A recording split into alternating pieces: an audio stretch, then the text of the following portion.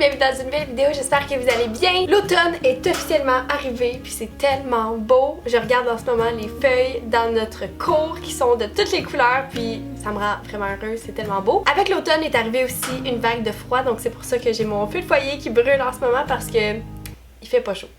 Donc la semaine passée, j'ai demandé à mes abonnés sur Patreon qu'est-ce qu'ils préféraient voir comme vidéo cette semaine et ils ont choisi une vidéo de qu'est-ce que je mange dans une journée. Donc c'était parfait parce que ça faisait tellement longtemps que j'en avais pas fait un de toute façon que c'était le temps. Donc sans plus tarder, on va passer dans les 3 recettes. Je vais vous montrer mon déjeuner, mon dîner, mon souper et une collation aussi que j'ai mangé. Donc pour mon déjeuner, surprise, je n'ai pas bu un smoothie ce matin.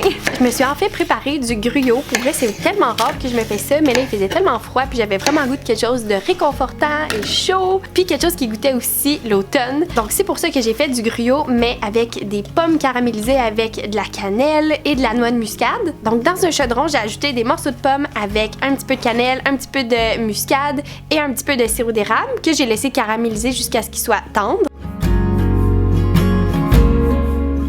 Je les ai mis de côté, puis dans le même chaudron, j'aurais pu le laver, mais je me suis dit que c'était un peu inutile. J'ai préparé mon gruyot en rajoutant de l'avoine à cuisson rapide, de l'eau et du lait végétal. J'ai ajouté à ça un petit peu de cannelle. Puis un petit peu de sel aussi.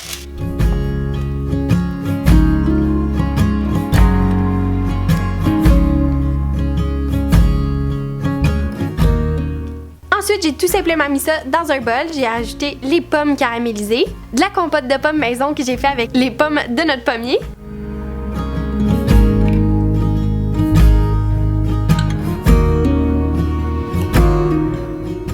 J'ai ajouté un petit peu de sirop d'érable et voilà, c'était mon déjeuner. Chaud, réconfortant et honnêtement, ça goûte l'automne dans un bol.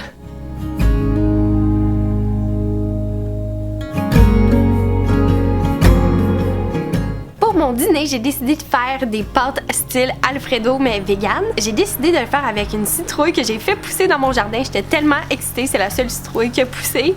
Mais c'est ça, j'étais un petit peu triste de la couper parce qu'elle était tellement belle, mais bref. Donc je l'ai ouverte, j'ai enlevé tout le contenu à l'intérieur, puis je l'ai coupé en tranches que j'ai mis sur une plaque qui allait au four avec du papier parchemin. À ça, j'ai ajouté un petit peu d'huile d'avocat.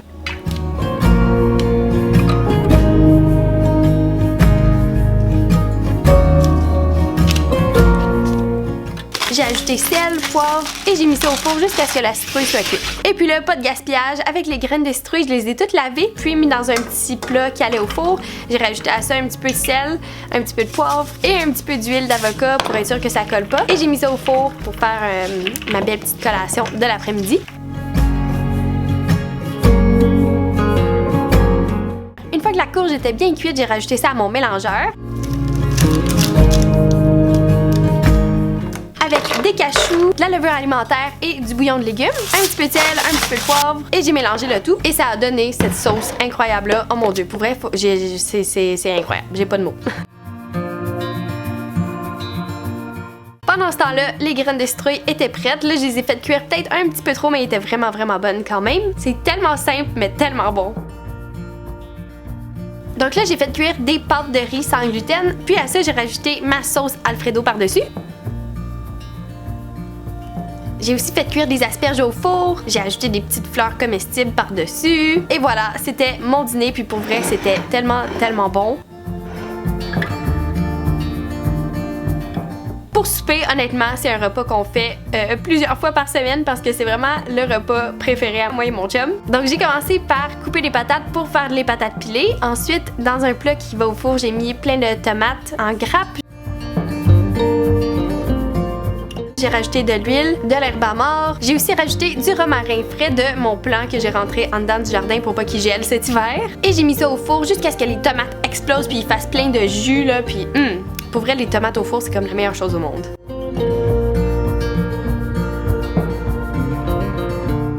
Ensuite, j'ai pris des fèves vertes. Vous pouvez prendre des fèves jaunes ou sinon des asperges, c'est super bon aussi. Je les ai mis sur une plaque au four avec un peu d'huile, de l'herbe à mort. J'ai mélangé tout ça et je les ai mis au four jusqu'à ce qu'ils soient bien grillés.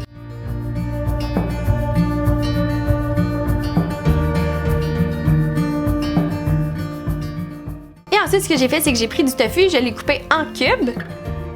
Et j'ai mis ça dans une poêlonne. Vous pouvez mettre avec soit de l'eau ou de l'huile, ou sinon si vous voulez pas utiliser d'huile, vous pouvez juste les mettre tout simplement au four pour qu'ils grillent. Au tofu, j'ai ajouté de la sauce tamari, mais faut pas trop en mettre sinon ça va goûter trop asiatique puis c'est pas trop ça qu'on veut. J'ai aussi rajouté de la fumée liquide et ça c'est l'ingrédient qui rend tout ça magique pour vrai. On dirait que votre tofu il goûte le jambon et je l'ai fait griller dans la poêle jusqu'à ce qu'il soit prêt. On revient à nos patates qui sont maintenant cuites, donc je les ai essorées puis ensuite je les ai remis dans le chaudron. Puis à ça, j'ai rajouté du beurre vegan et un peu de lait végétal. Là, j'ai rajouté du lait d'amande non sucré et je les ai pilés jusqu'à ce qu'ils deviennent vraiment crémeuses.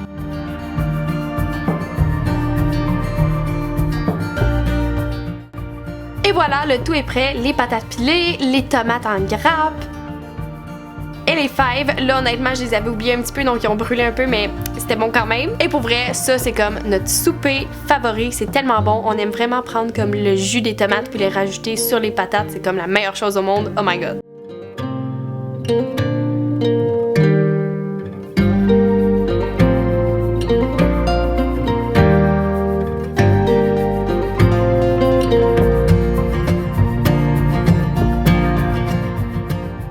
Donc voilà pour ma vidéo, j'espère que vous avez apprécié. N'hésitez pas à me dire en commentaire en bas si jamais vous essayez une des recettes, puis dites-moi si vous avez aimé ça ou pas. Chacun son opinion, tu sais. Si la vidéo vous a plu, n'hésitez pas à faire un petit pouce en l'air en bas et à vous abonner à ma chaîne pour plus de contenu comme ça. Donc sur ce, je vais aller travailler sur d'autres contenus automnales à vous offrir dans les prochaines semaines parce que ça dure tellement pas longtemps puis je veux vraiment capturer le plus de belles images d'automne possible. Donc sur ce, on se revoit dans une prochaine vidéo. Bye!